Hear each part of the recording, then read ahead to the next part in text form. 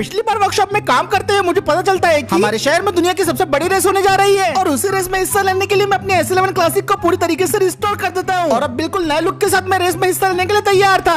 अब सुबह सुबह दूध और बिस्कुट खाने के बाद मैं इस रेस में हिस्सा लेने के लिए अपने घर से निकल पड़ा था। जहाँ तक मुझे पता चला था, इस रेसिंग टूर्नामेंट में हिस्सा लेने के लिए मुझे अपना नाम जाके रजिस्टर करवाना पड़ेगा और रजिस्ट्रेशन की आखिरी डेट आज ही थी और मुझे 12 बजे से पहले वेस्ट साइड पहुँचना था। तो लगभग आधा घंटा ड्राइव करने के बाद फाइनली मैं उनकी बताई हुई जगह वेस्ट साइड की तरफ पहुँच जाता हूँ। वहाँ पहुँचने के बाद मुझे काफी सारी रेसर्स की कार दिखाई देती है। तो सबसे पहले मैं अपनी गाड़ी को एक सही जगह पे पार्क कर देता हूँ और फिर ठीक से अपनी स्कॉर्पियो को पार्क करने के बाद मैं गाड़ी से उतरता हूँ और सीधा रेस में अपना नाम लिखवाने के लिए निकल पड़ता हूँ। रजिस्ट्रेशन ऑफिस के सामने मैंने देखा कि काफी बड़ी लंबी लाइन लगी हुई थी और पूरे शहर से कई सारे लोग इस टूर डे वर्ल्ड वाली रेस में हिस्सा लेने के लिए आए थे, पर मुझे नहीं लगता कि सारे लोग इस रेस में सिलेक्ट भी हो पाएंगे। मैं तो बस ये सोच रहा था कि भाई मैं किस तरीके से जीतूंगा इस रेस को, कैसे 5 करोड़ रुपए मेरे हो जाएंगे और मेरे दिमाग में सिर्फ और सिर्फ 5 करोड़ रुपए के ख्याल चल रहे थे। अगर मैं 5 करोड़ जीत गया तो क्या करूंगा? सबसे पहले तो मैं 2 करोड़ महावेश को दे दूंगा और 3 करोड़ ऐश करूंगा, गाड़ी ले लूंगा, बंगला ले लूंगा और डेस्टिनेशन वेटिंग। क्या बात है?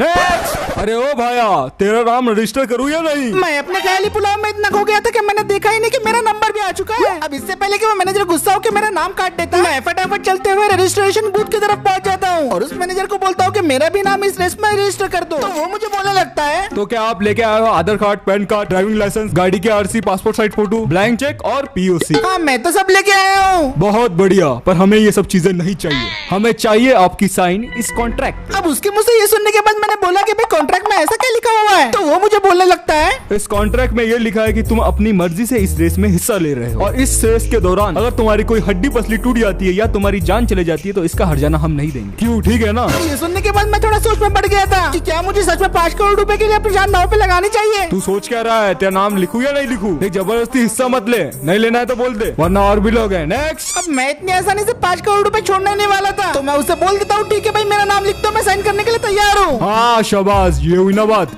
चल बाबू इधर साइन कर दे। और फिर उसके बाद मैं साइन करने लगता हूँ सारे डॉक्यूमेंट्स पे। कर रहा है क्या बाबू? नहीं, मैं नहीं कहता। कोई बात नहीं, साइन हो गए बाबू? सारी साइन तो हो गई। अब सारे डॉक्यूमेंट्स को साइन करने के बाद मेरी इस रेस में ऑफिशियली एंट्री हो गई थी और फिर उसके बाद मैनेजर मुझे बोलता है कि मैं अपनी गाड़ी में बैठ के सीधा गेट नंबर 2 के तरफ वाले रास्ते पे पहुंच जाऊँ। इतना सुनते ही मैं अपनी गाड़ी की तरफ भागता हूँ, गाड़ी में बैठता हूँ और उसे स्टार्ट करके मैं सीधा निकल पड़ता हूँ वहाँ से और फिर गाड़ी को ड्राइव करके मैं सीधा पहुंच जाता हूँ गेट नंबर 2 के रोडवे पे। उस मैनेजर ने मुझे कहा था कि 1 किलोमीटर ड्राइव करने के बाद मुझे मेरी मंजिल दिख जाएंगी, तो मैं पूरी तेज रफ्तार से अपनी गाड़ी को भगाने लगता हूँ और फाइनली 1 किलोमीटर के बाद मुझे दिखाई देता है वो जगह जहाँ से हमारी रेस की शुरुआत होने वाली थी। इस जगह पे तो पूरा सेलिब्रेशन का माहौल चल रहा था। ये पूरी की पूरी जगह पानी के ऊपर बनी हुई थी और रेस को देखने के लिए यहाँ पे खचाखच ऑडियंस बनी हुई थी। मुझे अंदाजा नहीं था कि जिस रेस में मैं हिस्सा लेने जा रहा हूँ उसकी हाइप इतनी ज्यादा है कि पूरी दुनिया भर से लोग हमें देखने के लिए आए हैं। सब लोग काफी जोश में थे और सबसे पहले यहाँ पे पहुँचने के बाद मैंने तो अपनी गाड़ी को पार्क किया और गाड़ी से उतरने के बाद मैंने देखा कि मुझे मेरा दोस्त दिखाई देता है, कैंपर वाला। मैं उसके पास जाके पूछता हूँ, भाई तू यहाँ पे क्या कर रहा है? तो वो मुझे बोलता है, भाई मैं भी हिस्सा लेने के लिए आया हूँ रेस में, क्या पता मेरी भी किस्मत चमक जाए। पर मैं उससे बोलता हूँ कि भाई तेरी कैंपर के सच में रेस जीत जाएंगी। भाई बाहर से कमजोर होंगी ये पर अंदर से काफी ताकतवर है। अब इस तरह हमारी बातें तो चल रही थी, लेकिन फिर उसके बाद वहाँ के होस्ट आ जाते हैं और वो सब अनाउंसमेंट करना शुरू कर देते हैं। तो आप सब कैसे हो दोस्तों? लाजवाब रेस में आपका स्वागत है। मैं हूँ आपका होस्ट और दोस्त जय और इस लाजवाब रेस में मैं आपके साथ रहूंगा। अगर आप इस रेस के बारे में जानते नहीं हो तो मैं बता दूं, ये दुनिया की सबसे बड़ी रेस होने वाली है आज तक की, जो बहुत सारे शहरों से होके गुजरेंगी। पेरिस हो या न्यूयॉर्क या हो दुबई, ये रेस हर जगह से गुजरेंगी। तो अब बिना किसी देरी करे अपने कंटेस्टेंट से मिल लेते हैं। हमारे पहले कंटेस्टेंट है एक बाप और एक बेटा, तो मिलते हैं जब्बार भाई और उनके बेटे से। तो जब्बार भाई, क्या आप बता सकते हैं आप अपने बेटे को क्यों लेके आए इधर? ये काफी जिद कर रहा था और वैसे भी इसकी माँ इसे नाश्ता नहीं देती, तो मैंने सोचा यहाँ पे आके इसका थोड़ा एंटरटेनमेंट हो जाएगा। ओह अच्छा, मतलब आप इसे नाश्ता कराने के लिए रेस में लेके आए हैं? अरे नहीं नहीं, मैं तो 5 करोड़ जीतने के लिए आया हूँ। अब्बा इसकी बातों का जवाब मत दो, ये पागल बातें कर रहा है। वैसे पागल से याद आया, अपनी गाड़ी के बारे में कुछ बताइए। अब क्योंकि ये ग्लोबल रेस है तो मैंने अपने लिए फोर्ड एवरेस्ट इंपोर्ट करवाई है बाहर से और उम्मीद है ये मेरा साथ भी देंगी। वो तो वक्त ही बताएगा किसकी गाड़ी किसका साथ देती है। और अब हम चलेंगे अपने नेक्स्ट कंटेस्टेंट की तरफ और हमारे अगले कंटेस्टेंट है सुपर मारियो। मिस्टर मारियो, आप इस रेस में हिस्सा लेने के कुछ छोटे नहीं है। आई एम मारियो मैन, मेरा गेम वर्ल्ड फेमस है और आज मैं इस अपनी कार्ड को इस्तेमाल करके 5 करोड़ रुपया जीत के जाएगा मैन। फोटोग्राफर, इनकी एक अच्छे से फोटो लो, क्या पता हम इन्हें आखिरी बार देख रहे हो। Anyways mister Mario, good luck. इनकी हिम्मत को दाद देते हुए हम मिलते हैं अपने अगले कंटेस्टेंट से, जो कि आते हैं माइनक्राफ्ट गेम से, जिनका नाम है स्टीवन जेकब। मेरा नाम स्टीवन नहीं, सिर्फ स्टीव है। तो अच्छा मिस्टर स्टीव, अपनी गाड़ी के बारे में कुछ बताइए। मेरी गाड़ी बहुत स्पेशल है, जिसे मैंने अपने वर्ल्ड में बनाई है और उसका नाम है बोगोटी। आपका मतलब बुगाटी? नहीं, बोगोटी। मैंने भी तो वही कहा, बुगाटी नहीं, बोगोटी। अरे मैं बुगाटी तो बोल रहा हूँ। नहीं, मैंने कहा बोगोटी। Bugatti, Bugatti. मेरे ख्याल से स्टीवन का दिमागी संतुलन कुछ ठीक नहीं है और लगता है हमें इनकी बुगाटी को छोड़ते हुए अगले कंटेस्टेंट की तरफ बढ़ना चाहिए। और हमारा अगले कंटेस्टेंट है फ्री फायर से एडम। हे, तुम एडम नहीं हो? अरे मैं हूँ मिस्टर वैकर, जो ग्लू वॉल बना के लोगों का रेस्क्यू करता हूँ, और मैं भी यहाँ 5 करोड़ जीत आया हूँ। हे, रेस में तो एडम के आने की बात हुई थी, तुम कहाँ से आ गए? एडम का तो पेट खराब हो गया था, इसलिए मैं उसकी जगह मैं अपनी गाड़ी लेके आ गया, जो फुल्ली ऑटोमेटिक है। इस गाड़ी में मेरे को ना गियर बदलना है, ना मेरे को स्टीयरिंग चलाना है, मुझे बस बैठना है और ऐसे ही बैठ के मैं 5 करोड़ जीत जाऊंगा। अबे तेरी तो। हे वैगर, चुपचाप घर को वापस जा। अबे ओ, मेरे पैसों पे नजर मत डाल, चल निकल यहाँ से। तो देखा दोस्तों, कुछ लोगों को समझाना बहुत बेकार होता है, तो इसे छोड़ के चलते हैं हम अपने अगले कंटेस्टेंट की तरफ, जो बहुत पैसे वाले घमंडी इंसान हैं। तो बताइए मिस्टर चारचूर जी, इस रेस को जीतने के लिए आपके पास क्या प्लान्स है? तुम जैसे गधों को जवाब देना मैं जरूरी नहीं समझता, लेकिन फिर भी जो दर्शक देख रहे हैं मैं बता दूं, इस रेस को सिर्फ और सिर्फ मैं ही जीतने वाला हूं। मैं और मेरा ग्लैडिएटर काफी है इस रेस को जीतने के लिए और कहीं पे भी चलने के लिए। कॉन्फिडेंस होना बहुत अच्छी बात है, पर ऐसे नक्चेड़े लोगों का मैं इंटरव्यू नहीं लेता। मैं चलता हूँ अपने अगले कंटेस्टेंट की तरफ। उड़ने घर को जहाँ बिना वजह मारता हूँ। तो अब हम मिलना चाहते हैं आपको मिस्टर बेनी से, इनका एक वर्कशॉप भी है। तो क्या आप ही है मिस्टर बेनी? इनकी फोटो खींच लीजिए। तो बताइए मिस्टर बेनी, रेस जीतने के बारे में आपका क्या ख्याल है? मैं बेनी नहीं हूँ, मैं उसका मैकेनिक हूँ। तो वो कहाँ पर है? वो शायद इस टाइम पे संडास में होंगे। ओह माय गॉड, बस उन्हें इतना कह देना कि उनकी गाड़ी को हाथ धो के चलाए, और हो सके तो गाड़ी के बारे में कुछ बता दो। ये गाड़ी ऐसी वैसी नहीं है, ये गाड़ी है जीएमसी की हैमर ईवी, जो कि बहुत ज्यादा ताकतवर है। बहुत ज्यादा ताकतवर। तो उम्मीद करते हैं कि बेनी भाई अपने हाथ धोकर ही आएंगे। तो चलते हैं अपने नेक्स्ट कंटेस्टेंट की तरफ। आप दोनों वहां से, सब कंटेस्टेंट अलग अलग खड़े हैं, पर आप दोनों साथ में क्यों हैं? क्या आप दोस्त हैं? हाँ, हम दोनों काफी अच्छे दोस्त हैं। पर रेसिंग में दोस्ती का कोई काम नहीं। और आप महाशय, आपकी शक्ल कुछ जानी पहचानी लग रही है। ये सुन के मैं उन्हें बोलता हूँ कि मैं तो आपको बिल्कुल भी नहीं जानता, और फिर मैं उसके बाद अपनी S11 करू के बारे में सारी डिटेल्स उन्हें बता देता हूँ, और मैं ये बता देता हूँ कि मैं रेस किस तरीके से जीतने वाला हूँ। मेरी सारी बातें सुनने के बाद वो अनाउंसर मुझे बोलने लगते हैं, आप दोनों की कार्स काफी बेहतरीन है, और मेरे ख्याल से अब टाइम हो चुका है फ्रांस जाने का, क्योंकि फ्रांस में ही होने वाला है हमारी रेस का पहला मुकाबला। अब आपसे मुलाकात होगी सीधे एयरपोर्ट पे। फोटो ले लो, सबकी फोटो ले लो। क्या भरोसा कोई जिंदा बचे भी या नहीं। तो फाइनली अब सब कुछ तय हो गया था। जैसे कि अनाउंसर ने कहा कि इस रेस का पहला मुकाबला फ्रांस में होने वाला है, तो इसीलिए सारे कंटेस्टेंट एयरपोर्ट की तरफ निकल पड़ते हैं। एयरपोर्ट पहुंचने के बाद हमें एक प्राइवेट जेट में बिठा दिया जाता है, और यही जेट हमें फ्रांस लेके जाएगा। और हमारी गाड़ियों को फ्रांस तक लेके जाने के लिए एक बड़े से जंबो जेट को बुलाया जाता है, और उसके अंदर हमारी सारी की सारी कार्स को रख दिया जाता है। ओके, सारी गाड़ी अच्छे से लोड हो गई है। कैप्टन से रिक्वेस्ट है कि वो पीछे का डॉक बंद कर दे। और अब ये कार जाने के लिए पूरी तरीके से तैयार थी। अब हमारे जेट के अंदर 100 तरह की बातें चालू थी। वो लोग डिस्कस कर रहे थे कि रेस में जीतने के लिए वो लोग क्या क्या कर सकते हैं। और चिरकुट, पहले भी तो काफी रेसेस हार चुका है, तो इस रेस में आने की जरूरत नहीं थी तुझे।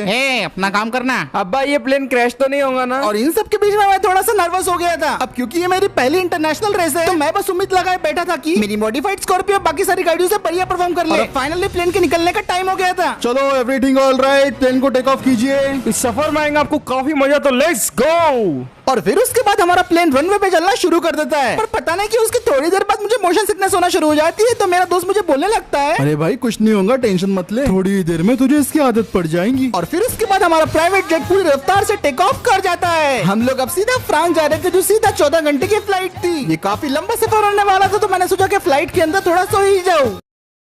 फाइनली 14 घंटे सफर करने के बाद हम फ्रांस के उस आइलैंड पे पहुंच ही गए थे, जहाँ पे सुपर रेस को ऑर्गेनाइज किया गया था। खिड़की से देखने पे पता चला कि ये तो काफी ज्यादा सुंदर है, और ऐसा आइलैंड अपनी जिंदगी में मैंने आज तक नहीं देखा। और अब हमारी लैंडिंग करने की बारी आ गई थी। जेट का लैंडिंग गियर खुलता है और हम लोग सीधा बढ़ते हैं रनवे की तरफ, और उसके बाद हमारा जेट सक्सेसफुली लैंड कर जाता है। और अब जाके मुझे सुकून मिला था। अब हम लोग फाइनली फ्रांस पहुँच गए थे, और अब सुपर मेगा रेस की अब तैयारी हो रही थी यहाँ पे। तो दर्शकों, जैसा आप देख रहे हैं, हम पहुंच चुके हैं फ्रांस में। अब सीधे मिलते हैं रेस ट्रैक पे। अब प्लेन से उतर के सारी तैयारियां करने के बाद हम लोग फाइनली पहुंच जाते हैं रेस के स्टार्टिंग पॉइंट पे। और बस अब कुछ मिनटों में हमारी ये मेगा रेस शुरू होने वाली थी। इस रेस के रूल्स के हिसाब से मुझे कम से कम टॉप 5 में तो आना ही होगा, क्योंकि लास्ट में फिनिश करने वाले 3 प्लेयर्स को इस रेस से हमेशा के लिए एलिमिनेट एलिमिनेट कर दिया जाएगा। सब लोग अपनी गाड़ियों में बैठ चुके थे और अपने इंजन को रेव किए जा रहे थे। मैंने इस बात का अच्छे से ध्यान रखा था कि 5 करोड़ रुपए जीतने के लिए ये लोग कुछ भी कर सकते हैं, तो मैं हर चीज के लिए तैयार था। ये रेस मुझे जीतना है, इस हमर से मैं सबको फोड़ दूंगा। ये रेस मेरी है और मैं इसे जीत के रहूंगा। बुगाटी आज हम वो 5 करोड़ लेके ही छोड़ेंगे। लेंगे तो छोड़ेंगे क्यों? हाँ मेरी तो ऑटोमेटिक गाड़ी है। मी मारियो। और मैं भी अपनी स्कॉर्पियो के साथ पूरी तरीके से तैयार था। और फिर फाइनली ये रेस शुरू हो जाती है। और जैसा कि मैंने एक्सपेक्ट किया था, रेस की शुरुआत से ही बहुत ज्यादा भसड़ मच गई थी। हर कोई एक दूसरे से आगे निकले जा रहा था। जब्बार ने भी मुझे पीछे कर दिया था। वैगर पूरी तरीके से अपनी ऑटोमेटिक गाड़ी का एडवांटेज उठाते हुए मुझे पीछे करने की कोशिश कर रहा था। मैं तो चौथे नंबर पे चल रहा था, लेकिन जब्बार और चिरकुट लीड कर रहे थे। अब एक मोड़ पे हमर ईवी वाला मुझसे आगे निकल जाता है। अब उसको पीछे करने के लिए मोड़ पे मैंने उससे आगे निकलने की कोशिश की, जिसकी वजह से मेरी गाड़ी थोड़ी उससे टच कर गई और हमर वाले का एक्सीडेंट होते होते बचा। लेकिन स्टिल अभी भी मैं चौथे नंबर पे चल रहा था। सबसे आगे तो चिरकुट चल रहा था अपने ग्लैडिएटर के साथ, और जब्बार उसे पीछे करने में लगा हुआ था। और तेज अब्बा, जब्बार और चिरकुट में आगे निकलने की रेस चल रही थी और इतने में मारियो उनसे आगे निकल जाता है। और ये देख के चिरकुट को बहुत गुस्सा आ गया था। चिरकुट पूरी रफ्तार से अपनी गाड़ियों को मारियो की गाड़ी से ठोक देता है और घसीटते हुए मारियो की कार्ट को बिल्कुल रोड के साइड में कर देता है। चिरकुट ने अपनी पोजीशन वापस गेन कर ली थी, लेकिन मारियो अभी भी तीसरे नंबर पे था। अब टनल तक पहुंचते पहुंचते रेस पूरी तरीके से उल्टी हो गई थी। चिरकुट चौथे नंबर पे आ गया था और मैं तो सेकंड लास्ट चल रहा था। ये सब लोग मुझसे काफी आगे निकल गए थे, तो मैंने भी अपने करू की रफ्तार बढ़ाई और टनल के अंदर मैंने अपना असली खेल खेला। अब मैं चिरकुट के आगे निकलने ही वाला था, लेकिन वो चिरकुट मुझे आगे जाने नहीं दे रहा था। टनल भी ऑलरेडी बहुत छोटा था, तो ओवरटेक करने का और कोई रास्ता नहीं था। लेकिन फाइनली टनल से बाहर निकलते निकलते मैं चौथे नंबर पे आ गया था। मेरे सामने जब्बार और स्टीव चल रहे थे, जो कि सेकंड पोजीशन के लिए लड़ रहे थे। जब्बार किसी भी तरह वो स्टीव को आगे नहीं निकलने दे रहा था, पर वैगर इस मौके का फायदा उठाते हुए उनसे आगे निकल रहा था। मेरे सामने मारियो भी आ गया था, मैं उसे ओवरटेक करने लगा। इसी दौरान मेरे पीछे वाला टायर उसकी गाड़ी से टकरा गया, जिसकी वजह से उसका एक और एक्सीडेंट हो गया। ओह माय गॉड, हमेशा मेरे साथ ये ऐसा क्यों? अब मारियो तो इस रेस में काफी पीछे हो गया था, लेकिन मुझे अभी भी बहुत लोगों को पीछे करना था। लीड तो अभी जब्बार कर रहा था, सेकंड नंबर पे स्टीव और उसके पीछे मैं चल रहा था। मैं किसी भी तरह पर स्टीव को पीछे करना चाहता था। मैंने उसे ओवरटेक करने की कई बार कोशिश की, पर स्टीव का बच्चा बहुत भयंकर तरीके से गाड़ी चला रहा था। इसकी ऊट-पटांग गाड़ी चलाने की वजह से जब मैं इससे आगे निकलने की कोशिश किया, तो मेरी स्कॉर्पियो एक पहाड़ी से जा टकराई। मेरी गाड़ी आउट ऑफ कंट्रोल होकर गोल गोल घूमे जा रही थी और ठीक पीछे चिरकुट आ रहा था अपने ग्लैडिएटर के साथ। अब किस्मत से इतने बड़े एक्सीडेंट के बाद भी मेरी गाड़ी बच गई। पीछे से आता हुआ चिरकुट के ग्लैडिएटर का टायर मेरी स्कॉर्पियो से टच कर जाता है और उसके बाद उसका ग्लैडिएटर आउट ऑफ कंट्रोल होकर खाई की तरफ जाता है। चिरकुट रेस से बाहर हो गया था, लेकिन इन सब के चक्कर में मैं भी काफी पीछे हो गया था। थोड़ी देर में पहाड़ी रास्ता खत्म हो जाता है और हम लोग बढ़ते हैं शहर की तरफ। रेस में सबसे आगे अभी मारियो, हैमर और वैगर चल रहे थे और कैंपर वाला इन्हें पीछे करने की कोशिश कर रहा था। और थोड़ी देर बाद मैं भी इन्हें कैचअप कर लेता हूँ और फिर से मुझे सामने स्टीव दिखाई देता है, पर इस बार मोड़ पे इसकी गाड़ी आउट ऑफ कंट्रोल हो जाती है और अब फाइनली मैं थर्ड पोजीशन पे आ गया था। पर हाईवे पे पहुंचने के बाद मुझे पता चला कि चिरकुट तो रेस में वापस आ गया है और अब चिरकुट और मेरे बीच में थर्ड पोजीशन के लिए लड़ाई हो रही थी। चिरकुट काफी गुस्से में था क्योंकि मेरी गाड़ी की वजह से वो खाई में गिरा था। साले बाप से मंगा लेता है, अब मैं तेरे को खाई में गिरा दूंगा तेरी तो। मैं चिरकुट से बचने की पूरी कोशिश कर रहा था और ऐसे करते करते हम सेकंड टनल के अंदर एंटर हो जाते हैं, लेकिन वो मेरा पीछे छोड़ने का नाम नहीं ले रहा था और वो किसी भी तरह से मेरी गाड़ी को डिस्ट्रॉय करना चाहता था। वो पूरी तेज रफ्तार से मेरी स्कॉर्पियो को कैचअप करता है और मेरी स्कॉर्पियो को बम्प करने लगता है, लेकिन इसकी वजह से उसकी गाड़ी गोल घूम जाती है और यहाँ पे चिरकुट ने अपने बैल पे कुल्हाड़ी मार ली। अब मैं अपनी स्कॉर्पियो की रफ्तार पूरी तरीके से बढ़ा देता हूँ और वैगर से सेकंड नंबर की पोजीशन भी छीन लेता हूँ। अब बस किसी तरह मुझे जब्बार को पीछे करना था और मैं फर्स्ट नंबर पे आ जाऊंगा, लेकिन जब्बार इतने आसानी से हार मानने वाला बिल्कुल नहीं था। अब्बा कुछ भी वजह से आगे मत जाने देना। और वैगर वापस से अपनी पोजीशन को गेन करने की कोशिश कर रहा था, लेकिन कैंपर वाले की गलती की वजह से वैगर की गाड़ी आउट ऑफ कंट्रोल हो जाती है और सीधा जाके पहाड़ी से नीचे जा गिरती है। रेस खत्म होने में अब सिर्फ 2 किलोमीटर बाकी थे और जब्बार और मैं वेस्ट साइड हिल की तरफ पहुंच गए थे और सामने बड़ा सा शार्प टर्न आने वाला था। अब्बा सामने मोड़ है, स्पीड कम करो। नहीं कर सकता। अब आपको स्पीड कम करनी होगी। जब्बार अपनी बेटी की बात बिल्कुल नहीं मान रहा था। स्पीड कम करो। नहीं कर सकता, वो आगे निकल जाएगा। और इसी बहस की वजह से उनकी गाड़ी साइड में जाके क्रैश हो जाती है। अब मेरा हाल भी इनके जैसा ना हो, तो मैं अपनी वो टेक्निक का इस्तेमाल करता हूँ जो मैं काफी दिनों से सीख रहा था। मैं फटक से हैंड ब्रेक खींचता हूँ और अपनी ड्रिफ्टिंग करना शुरू कर देता हूँ। मेरी स्कॉर्पियो फुल रफ्तार से ड्रिफ्ट करते हुए बिल्कुल जब्बार के बाजू से निकलती है। बस थोड़े से इंच के फासले से मेरी स्कॉर्पियो एवरेस्ट को क्रॉस कर जाती है और इस तीखे मोड़ पे मैं पूरी तरीके से अपने गाड़ी को कंट्रोल करने की कोशिश कर रहा था, जो कि बहुत ही ज्यादा मुश्किल था मेरे लिए। पर फाइनली मेरी स्कॉर्पियो अंडर कंट्रोल थी और अब हम बढ़ते हैं आखिरी पड़ाव की तरफ। रेस खत्म होने में सिर्फ 1 किलोमीटर बाकी रह गया था और सिटी का फायदा उठाते हुए इन लोगों ने मुझे काफी पीछे कर दिया था। स्टीव और जब्बार फिर से आगे आ गए थे, लेकिन मुझे इन्हें किसी भी हालत में पीछे करना था। स्टीव वापस से थर्ड नंबर पे आ गया था और जब्बार मुझे आगे जाने की जगह नहीं दे रहा था। मैं अभी 5th नंबर पे चल रहा था और मैं जब्बार से आगे निकलने का किसी तरह रास्ता ढूंढ रहा रहा था। मोड़ पे भी मैंने उससे आगे निकलने की कोशिश की, लेकिन जब्बार बिल्कुल भी जगह नहीं दे रहा था। एक बार फिर मैंने मारियो को पीछे कर दिया और उसकी वजह से उसकी गाड़ी क्रैश हो गई और रेस खत्म होने में अब सिर्फ 500 मीटर बाकी थे। मैंने अपनी गाड़ी का फुल एक्सेलरेटर दे दिया और बिल्कुल आखिरी मौके पे मैंने जब्बार को ओवरटेक कर ही दिया और अब मुझे स्टीव को भी पीछे करना था, पर अब बहुत देर हो चुकी थी। चिरकुट ने फर्स्ट नंबर पर फिनिश लाइन क्रॉस कर ली थी और उसके बाद स्टीव और मैं, और फोर्थ नंबर पे जब्बार ने फिनिश किया था। और इसी तरीके से रेस का ये पहला पड़ाव पूरा हो जाता है जिसमें मैं थर्ड आया और वो चिरकुट हमेशा की तरह फर्स्ट। हल्के में मत लेना मुझे। मेरा दिमाग तो इस बात से खराब हुआ कि स्टीव भी मुझसे आगे निकल गया, पर कम से कम जब्बार को पीछे करके मैं थर्ड नंबर पे तो आया। बेटा फिक्र मत करो, अभी भी हम रेस के अंदर ही है। ऐसे ही चलाते रहो तो बाहर हो जाएंगे।